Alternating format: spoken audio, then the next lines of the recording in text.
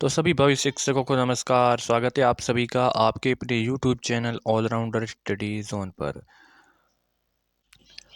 साथियों, रीट लेवल 1 और REET level 2 exam के लिए आपके साइकोलॉजी के मोस्ट इंपॉर्टेंट क्वेश्चनों की ये क्लास रहने वाली है। ये क्लास इतनी इंपॉर्टेंट है कि आपको क्लास में से एग्ज़ाम में आपको क्वेश्चंस देखने को ज़रूर मिलेगा। तो चलिए क्लास की शुरुआत करते हैं। आपको कंप्लीट क्लास देखना है और अंत में बताना है कि कितने प्रश्न आप सही कर पाते हो। पहला प्रश्न है कि काम की प्रवृत्ति सबसे अधिक बल किस मनोवैज्ञानिक ने दिया है। काम की प्रवृत्ति पर सबसे अधिक बल किस मनोवैज्ञानिक ने दिया है।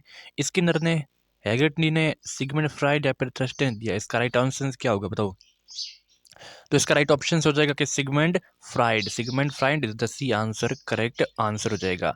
अगला क्वेश्चन आपके सामने कि तत्परता का नियम अधिगम का किस प्रकार का नियम है बताओ। तत्परता का नियम अधिगम का किस प्रकार का नियम है। देखिए, थॉर्नडाइक ने जो नियम दिए थे, ठीक है, मुख्य नियम कितने दिए थे। मुख्य नियम दिए थे 3 और गौण नियम कितने दिए थे। गौण नियम दिए थे 5, टोटल 8 दिए थे।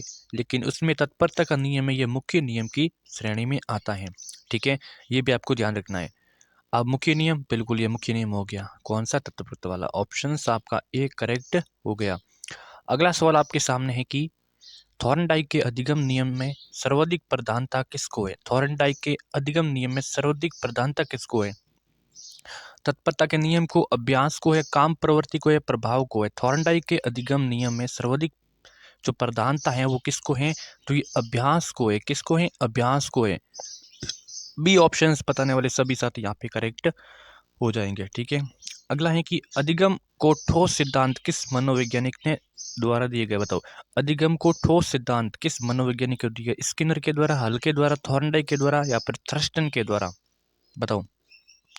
तो ये दिए गए थॉर्नडाइक के द्वारा। किसके द्वारा, थॉर्नडाइक के द्वारा। सी ऑप्शंस बताने वाले सभी साथी करेक्ट हो जाएंगे। अगला है कि निम्नलिखित में से किसके अनुसरण से बालक नया ज्ञान प्राप्त करता है। शिक्षकों के, दोस्तों से, किसके अनुकरण से बालक नया ज्ञान प्राप्त करता है। शिक्षकों के, दोस्तों के, ठीक है, और माता पिता के, उपरोक्त सभी से बताओ। इसका राइट ऑप्शन कैसे, वो मतलब नया ज्ञान कहाँ से प्राप्त करता है। देखिए, नया ज्ञान तो वो शिक्षकों से प्राप्त करता है। कहाँ से प्राप्त करता है, शिक्षकों से ही प्राप्त करता है। ठीक है, जैसे वो नया ज्ञान प्राप्त की प्रवृत्ति होती है उसमें वो शिक्षकों से होती है। ठीक है, ऑप्शन ए करेक्ट हो जाएगा। अगला सवाल, अगला प्रश्न है कि अस्पष्टता का नियम, जो अस्पष्टता के नियम में विचार होते हैं तो ये स्पष्ट होते हैं या अस्पष्ट होते हैं या सामान्य होते हैं या फिर उपरोक्त सभी होते हैं। ना, उपरोक्त में से कोई नहीं। देखिए, अस्पष्टता के नियम में जो विचार होते हैं वो क्या होते हैं।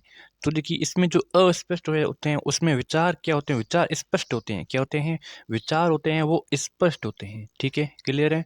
अगला क्वेश्चन है कि सन 1879 में वुंट ने किस विधि को व्यवहारिक प्रयोग के रूप में प्रारंभ किया। किस विधि को व्यवहारिक रूप में प्रारंभ किया बताओ। इसका आंसर क्या हो जाएगा बताओ। तो इसका राइट ऑप्शन हो जाएगा प्रयोगात्मक विधि को। किसने, ये वुंट के द्वारा 1879 में प्रयोगात्मक विधि को। ऑप्शन आपका बी बताने वाले सभी साथी करेक्ट। चैनल को सब्सक्राइब नहीं किया, चैनल को सब्सक्राइब कर देना। अधिगम एवं प्रशिक्षण के द्वारा व्यवहार में परिवर्तन लाना क्या कहलाता है। अनुभव एवं प्रशिक्षण के द्वारा व्यवहार में परिवर्तन लाना। तो प्रेरकों का सम्मान, व्यवहार कुशलता, सभ्यता या फिर अधिगम। अनुभव एवं प्रशिक्षण के द्वारा वो क्या होता है, वो अधिगम होता है। ठीक है, अधिगम होता है। ऑप्शंस यहाँ पे लास्ट वाला यहाँ पे डी कर देना। ठीक है, तो यहाँ पे अधिगम कहलाता है वो। अगला क्वेश्चन है कि निम्नलिखित में से आदत होती है तो आदत क्या होती है। तो आदत देखिए, संवेदनात्मक क्रिया होती है, मूल संवेदनात्मक क्रिया होती है, पूर्व अनुभवों की पुनरावृत्ति होती है, उपरोक्त सभी। आदत क्या होती है साथियों, आदत होती है वो पूर्व अनुभवों की पुनरावृत्ति होती है। ठीक है, पहले आदत कब पड़ती है, जब पूर्व जो अनुभव होते हैं उनको हम दोहराते हैं तो वो क्या हो जाती है, आदत हो जाती है। ठीक है, अगला है कि ज्ञानात्मक अधिगम, गामक अधिगम, संवेदनात्मक अधिगम क्या है। ये जो ज्ञानात्मक अधिगम है, गामक अधिगम, संवेदनात्मक अधिगम क्या है। ये अधिगम के प्रकार है, अवस्था है, प्रकृति है या फिर स्थानांतरण है। तो साथियों, ये अधिगम के प्रकार हैं। क्या है, अधिगम के प्रकार हैं। ए ऑप्शंस बताने वाले सभी साथी करेक्ट। अगला है कि बी एफ स्किनर का जो टेंटोफॉन किसका आकलन करता है। बी एफ स्किनर का टेंटोफॉन किसका आकलन करता है। मानसिक स्तर का, व्यक्तित्व, इसके अधिगम स्तरांत के, उपरोक्त सभी का। तो ये करता है व्यक्तित्व का। किसका करता है, व्यक्तित्व का। ऑप्शंस बी बताने वाले सभी साथी करेक्ट। प्रसिद्ध मनोवैज्ञानिक एन ए क्राउडर किस प्रकार के अनुदेशक के जनक थे? एन ए क्राउडर किस प्रकार के?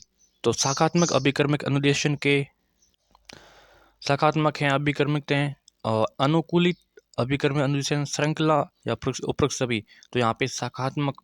ठीक है, आपको याद रखना है कि जो प्रसिद्ध मनोवैज्ञानिक है एन ए क्राउडर, ये किस प्रकार के अनुदेशक जनक हैं? तो ये शाखात्मक अभिकर्मित अनुदेशन है। ए ऑप्शंस बताने वाले सभी साथी करेक्ट हो जाएंगे। अगला प्रश्न आपके सामने है कि साइमन बिन्ने के अनुसार बुद्धि क्या है? तो बिन्ने के अनुसार बुद्धि क्या है? तो पहचान तथा सुनने की एक शक्ति है, केवल सुनने की शक्ति है, केवल पहचानने की शक्ति है, फिर इनमें से कोई नहीं। तो साइमन बिन्ने के अनुसार बुद्धि क्या है? बताओ इसका आंसर क्या हो जाएगा? जल्दी से इसका आंसर कमेंट करो। चैनल को सब्सक्राइब नहीं किया, चैनल को सब्सक्राइब करें, नोटिफिकेशन प्रेस पर भी ऑल पर क्लिक जरूर करें। तो साइमन बिन्ने के अनुसार बुद्धि है वो पहचान तथा सुनने की क्या है? शक्ति है। पहचान तथा सुनने की ये जो शक्ति है। ठीक है, ठीक है। अगला प्रश्न आपके सामने कुछ इस प्रकार का है। हाँ, किस प्रकार के एक अध्यापिका बच्चों को बेहतर समस्या समाधानकर्ता बनने में सहायता कर सकती है? किस प्रकार के एक अध्यापिका होती हैं वो बच्चों को बेहतर समस्या समाधानकर्ता बनने में सहायता कर सकती हैं? तो वो कर सकती हैं कि बच्चों को विविध प्रकार की समस्याओं का समाधान करने में मौके देना उनको, और हल करते समय उनकी क्या करना? सहायता करना। ठीक है, ऑप्शन ए करेक्ट। छात्रों के बीच में व्यक्तिगत भेद शामिल करने का आधार क्या हो सकता है? छात्रों के बीच में देखिए, छात्रों के बीच में व्यक्तिगत भेद शामिल करने का मुख्य आधार क्या हो सकता है? तो आधार होना चाहिए कि देखिए शिक्षकों के नए तरीके होने चाहिए।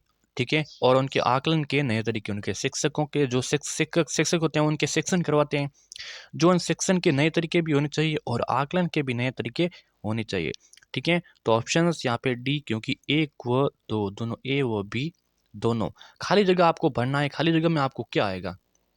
देखिए, खाली जगह व्यक्तित्व के विकास में महत्वपूर्ण भूमिका निभाता है। तो क्या निभाता है, कौन निभाता है कि व्यक्तित्व के विकास में महत्वपूर्ण? तो यहाँ पे आ जाएगा आपका आनुवांशिकता और पर्यावरण।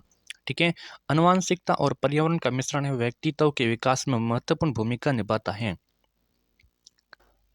चलिए, अगला क्वेश्चन है कि बाह्य अभिप्रेरणा में शामिल क्या है? बाह्य अभिप्रेरणा में शामिल क्या है? एक होता है आंतरिक अभिप्रेरणा, एक होता है बाह्य अभिप्रेरणा। ठीक है, आंतरिक मतलब जो इच्छा है, आकांक्षा है, वो अपने उनके अनुसार होता है, लेकिन बाह्य प्रेरणा होता है जो बाह्य मोटिवेशन होता है वो होता है। तो उसमें प्रशंसा होती है, दोषारोपण होता है, प्रतिस्पर्धा होती है, पुरस्कार होते हैं, दंड होते हैं, परिणाम होते हैं, ज्ञान होते हैं। तो ये देखिए, प्रशंसा भी होती है, दोषारोपण भी होता है, प्रतिस्पर्धा भी होती है, पुरस्कार और दंड भी होता है, परिणाम का ज्ञान भी होता है। तो ये सभी ये कहीं ना कहीं क्या है? ये कौन से बाह्य अभिप्रेरणा? तो एक भी राइट है, दो भी राइट है, तीन भी राइट है, चार भी राइट है। चारों के चारों सही हैं, लेकिन यहाँ पे हाँ, चौथे ऑप्शन पे एक दो तीन चार ये सभी क्या है? सही है। अगला क्वेश्चन आपके सामने इस प्रकार है कि रेवेन का प्रगतिशील साचा यानी कि आरपीएम परीक्षण ये, हाँ एक सेकंड। अब जो रेवेन का प्रगतिशील साचा है जिसको कहते हैं आरपीएम परीक्षण, ये खाली जगह परीक्षण का उदाहरण, तो ये किसका उदाहरण है साथियों? तो ये संस्कृति मुक्त बुद्धि लब्धों का उदाहरण है। ठीक है, ऑप्शन आपका बी यहाँ पे करेक्ट ऑप्शन हो जाएगा। अगला प्रश्न है कि सीखने के बारे में निम्नलिखित कथनों में से कौन सा यहाँ पे एक सत्य है?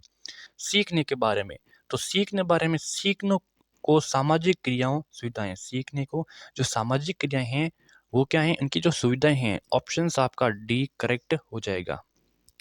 अगला है कि निम्नलिखित में से यहाँ पे कौन एक महत्वपूर्ण गतिविधि बच्चों को सीखने के लिए सक्षम बनाती है? देखिए, यहाँ पे पुरस्कार नहीं बना सकती है, व्याख्या भी नहीं करनी, निर्देश भी नहीं, लेकिन संवाद होता है, सम प्लस वाद, यही सीखने को बच्चों को क्या अपन सक्षम बनाती है। स्किनर के अनुसार भाषा की क्या है कि अवाप्ति होती है? स्किनर के अनुसार भाषा की अवाप्ति होती है।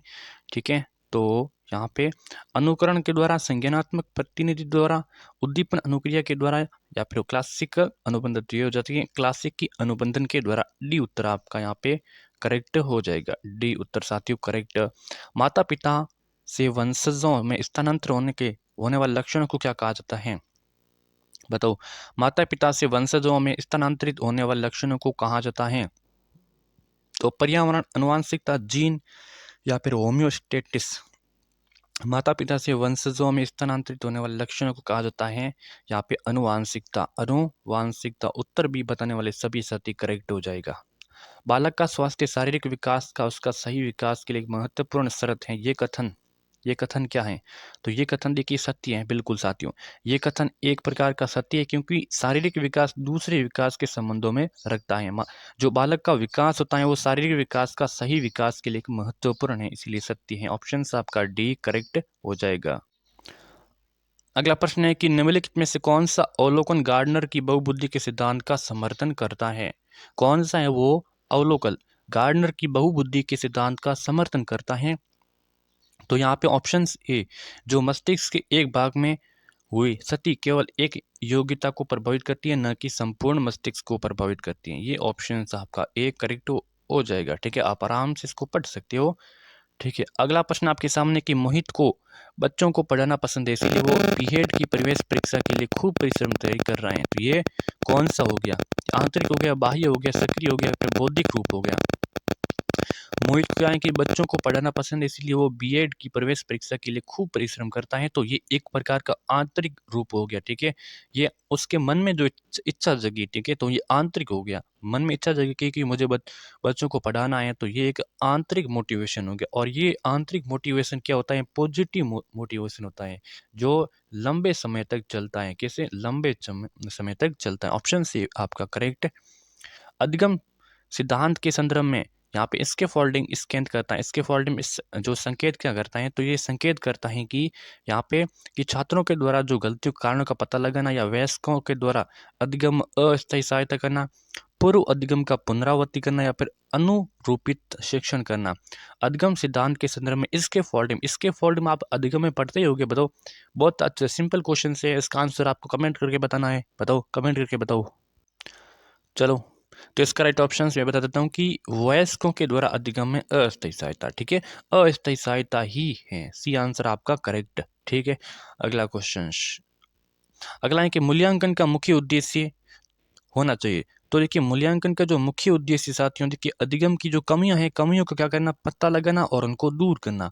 कमियों का पता लगाना और उनको दूर करना ही मूल्यांकन का मुख्य उद्देश्य होता है। ठीक है, सतत एवं व्यापक मूल्यांकन के लिए सबसे जो उपयुक्त तार्किक आधार है, तो उपयुक्त तार्किक आधार है कि अधिगम। तो इसका राइट ऑप्शन है कि अधिगम के एक से अधिक पहलुओं का आकलन करना। ठीक है, सतत एवं व्यापक मूल्यांकन का सबसे तार्किक आधार यही होता है कि अधिगम के एक से अधिक पहलुओं का क्या करना? आकलन करना। ऑप्शन आपका एक करेक्ट हो जाएगा। अगला है कि यहाँ पे एक अच्छा अध्यापक विद्यार्थियों के मध्य बढ़ावा देता है। तो एक अच्छा अध्यापक विद्यार्थियों के मध्य क्या बढ़ावा देता है? कि प्रतियोगिता की भावना को बढ़ावा देता है, सहयोग की भावना को, प्रतिद्वंद्विता को भावना को, या फिर तटस्थता की भावना को? बताओ। तो राइट ऑप्शन यहाँ पे सहयोग की भावना करता है। क्या कहता है? सहयोग की भावना का। ठीक है, बी उत्तर आपका हो जाएगा सही उत्तर। तो चलिए, आज इंपोर्टेंट क्वेश्चनों की क्लास कैसी लगी? इसको लाइक करना है, शेयर करना है, सब्सक्राइब करना है, सब कुछ करना। ठीक है, धन्यवाद।